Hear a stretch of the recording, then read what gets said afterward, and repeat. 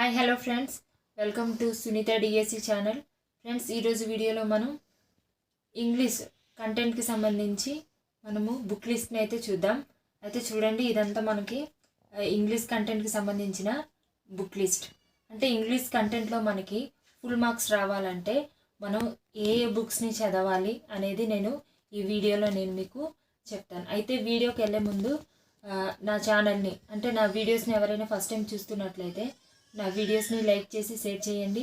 అలాగే నాకు సపోర్టెడ్గా నా ఛానల్ని సబ్స్క్రైబ్ చేయండి.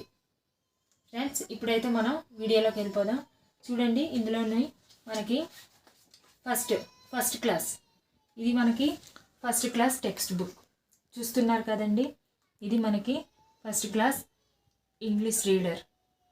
ఇది మనకి ఫస్ట్ క్లాస్కి సంబంధించిన బుక్ చూసారు కదండి. తర్వాత మనం సెకండ్ క్లాస్ చూద్దాం. చూడండి, ఇది మనకి సెకండ్ క్లాస్. మనకి ఇది స్టేట్ కౌన్సిల్ ఎడ్యుకేషనల్ రీసెర్చ్ అంటే SCERT నుండి ఏపీ నుండి మనకి డిస్ట్రిబ్యూట్ అయిన సెకండ్ క్లాస్ టెక్స్ట్ బుక్. దీని యొక్క బ్యాక్ ఇది చూడండి. తర్వాత మనం థర్డ్ క్లాస్ చూద్దాం.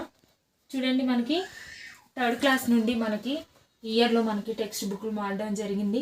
ఇది మారిన న్యూ టెక్స్ట్ బుక్. కేవలం వీడియో కోసం అంటే మీకోసం మాత్రమే నేను ఈ యొక్క టెక్స్ట్ బుక్ని తీసుకోవడం జరిగిందండి. చూడండి, ఇది థర్డ్ క్లాస్ మనకి Telugu third class English text book అండి. ఇది మారిన న్యూ టెక్స్ట్ బుక్. ఇప్పుడు మనం ఫోర్త్ క్లాస్ చూద్దాం. చూడండి ఫ్రెండ్స్, మనకి ఇది కూడా న్యూ టెక్స్ట్ బుక్కే. అట్ట అయితే మారింది, కంటెంట్ అంతా సేమ్ టు సేమ్. చూడండి, ఇది ఫోర్త్ క్లాస్.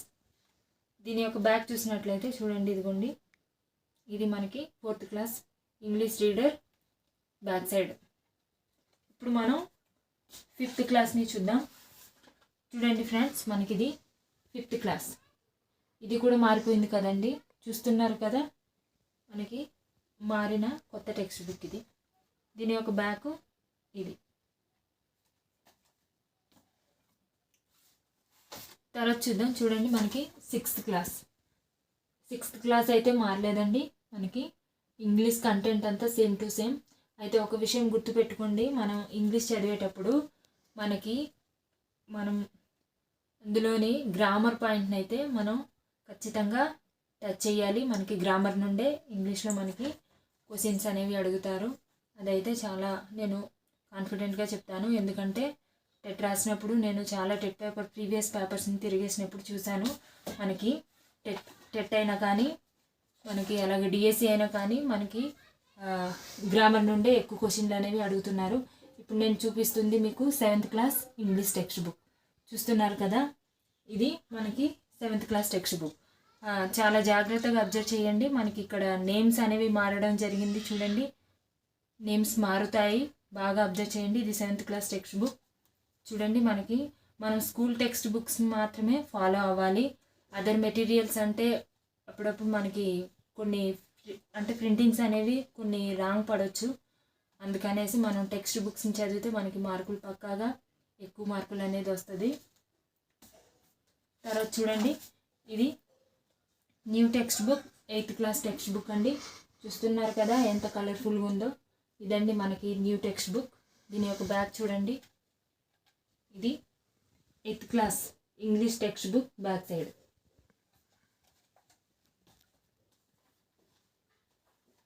తర్వాత మనం చూద్దాం ninth class Telugu English textbook.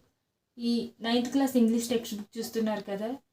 ఈ పిక్చర్ని చూసినట్లయితే మనకి ఇది సోషల్ లాగా కనిపిస్తుంది, కానీ కాదండి.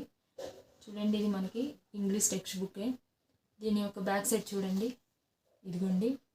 అయితే ఇంకో విషయం అండి, 10th క్లాస్ కూడా మనం ప్రిపేర్ అవ్వాల్సి ఉంటుంది.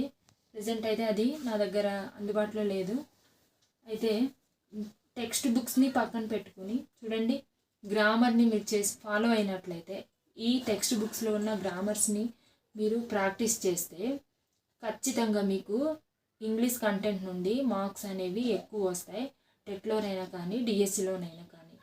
కాబట్టి గ్రామర్ పాయింట్ని మిస్ అవ్వకండి.